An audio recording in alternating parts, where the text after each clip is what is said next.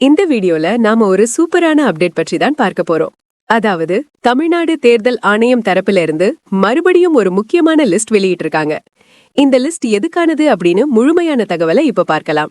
முடிஞ்ச அளவுக்கு இந்த தகவலை அதிகமான பேருக்கு ஷேர் பண்ணி விடுங்க. ஏன்னா இது நிறைய பேருக்கு யூஸ்ஃபுல்லா இருக்கும்.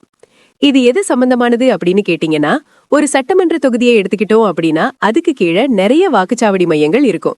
அந்த ஒவ்வொரு வாக்குச்சாவடி மையமும் எந்தெந்த பகுதிகளை கவர் பண்ணுது, அந்த பகுதிகளில் இருக்கிற மக்கள் எந்த வாக்குச்சாவடி மையத்துக்கு போய் ஓட்டு போடணும் அப்படிங்கிற முழு பகுதி வாரியான விவரங்கள் தான் இந்த லிஸ்ட்ல கொடுத்திருக்காங்க. நீங்க அந்த லிஸ்ட் பாத்தீங்கன்னா உங்களுக்கே தெளிவா புரியும். இந்த விவரங்களை செக் பண்ண elections.tn.gov.in அப்படிங்கிற இந்த வெப்சைட்டை ஓபன் பண்ணிக்கோங்க. ஓபன் பண்ணின பிறகு கீழே ஸ்க்ரோல் டவுன் பண்ணி வாங்க. ஹோம் பேஜ்ல ஸ்பெஷல் இன்டென்சிவ் ரிவிஷன் 2026 அப்படின்னு ஒரு ஆப்ஷன் இருக்கும். அதை கிளிக் பண்ணுங்க. அடுத்ததாக முதல் ஆப்ஷன்ல list of polling stations as on 19/12/2025 அப்படின்னு இருக்கும். இதுதான் வாக்குச்சாவடி மையங்களின் பட்டியல். இந்த அப்டேட் நேற்று தான் வந்திருக்குது. இந்த ஆப்ஷனை கிளிக் பண்ணினா தமிழ்நாட்டில் இருக்கிற எல்லா மாவட்டங்களின் பெயரும் உங்களுக்கு தெரியும். அதுல டிஸ்ட்ரிக்ட் நேம், டிஸ்ட்ரிக்ட் நம்பர் அப்படின்னு டீடைல்ஸ் இருக்கும். ஒரு மாவட்டத்தை எடுத்துக்கிட்டா அந்த மாவட்டத்துக்குள்ள இருக்கிற எல்லா சட்டமன்ற தொகுதிகளும் ரைட் சைட்ல கொடுக்கப்பட்டிருக்கும். அதாவது மாவட்ட பெயருக்கு அடுத்த காலம்ல சட்டமன்ற தொகுதி விவரங்கள் இருக்கும். அதுக்கப்புறம் தமிழ் மற்றும் இங்கிலீஷ் அப்படின்னு 2 ஆப்ஷன்கள் இருக்கும். இப்போ உங்களோட சட்டமன்ற தொகுதி எதுவோ அதுக்கு நேரா இருக்கிற டாக்குமெண்ட்டை நீங்க ஓபன் பண்ணலாம். வாக்குச்சாவடி மைய விவரங்களை தமிழ்ல பார்க்கணும்னா தமிழ் ஆப்ஷனை கிளிக் பண்ணுங்க. இங்கிலீஷ்ல பார்க்கணும்னா இங்கிலீஷ் ஆப்ஷனை கிளிக் பண்ணுங்க. இவ்வளவுதான் இந்த அப்டேட். ரொம்ப ஈஸியா நீங்க உங்களோட வாக்குச்சாவடி மைய விவரங்களை செக் பண்ணிக்கலாம். இப்போ உதாரணத்துக்கு நான் நாமக்கல் சட்டமன்ற தொகுதியை எடுத்துக்கிறேன்.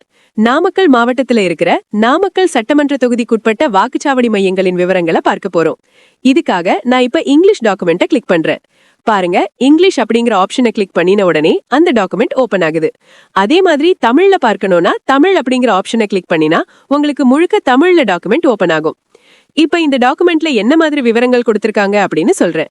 முதல்ல சீரியல் நம்பர் இருக்கும். அதுக்கப்புறம் வாக்குச்சாவடி எண் இருக்கும். இததான் நாம பார்ட் நம்பர் அப்படின்னு சொல்லுவோம். அதாவது அந்த வாக்குச்சாவடி மையத்தோட நம்பர். அடுத்து வாக்குச்சாவடி அமைவிடம், அதாவது வாக்குச்சாவடியின் பெயர் மற்றும் அது அமைந்திருக்கிற முழு அட்ரஸ் கொடுத்திருப்பாங்க. மேலும் அந்த வாக்குச்சாவடி மையத்துக்குட்பட்ட பகுதி விவரங்களும் இருக்கும். அதாவது இந்த வாக்குச்சாவடி மையத்துல எந்தெந்த பகுதிகளை சேர்ந்த மக்கள் எல்லாம் வந்து ஓட்டு போடணும் அப்படிங்கிற தகவல் தெளிவா கொடுத்திருப்பாங்க. அடுத்ததாக லாஸ்ட் காலம்ல ஒரு முக்கியமான விஷயம் இருக்கும். அந்த வாக்குச்சாவடி மையம் எல்லா வாக்காளர்களுக்குமா, இல்ல ஆண்களுக்கு மட்டும் தனியா அலோகேட் பண்ணிருக்காங்களா, இல்ல பெண்களுக்கு மட்டும் தனியா அலோகேட் பண்ணிருக்காங்களா அப்படிங்கிற விவரமும் அங்க கொடுத்திருப்பாங்க. இப்ப இங்கிலீஷ் டாக்குமெண்ட்ல ஒரு உதாரணத்தை பாருங்க. முதல் வாக்குச்சாவடி மையத்துக்கு நம்பர் 1 கொடுத்திருக்காங்க. அதோட பெயரும் அது இருக்கிற இடத்தோட அட்ரஸும் கொடுத்திருக்காங்க. அதுக்கு கீழே இந்த வாக்குச்சாவடி மையத்துக்கு எந்தெந்த பகுதிகளை சேர்ந்தவங்க எல்லாம் ஓட்டு போடணும் அப்படிங்கிற விவரங்களும் இருக்கும்.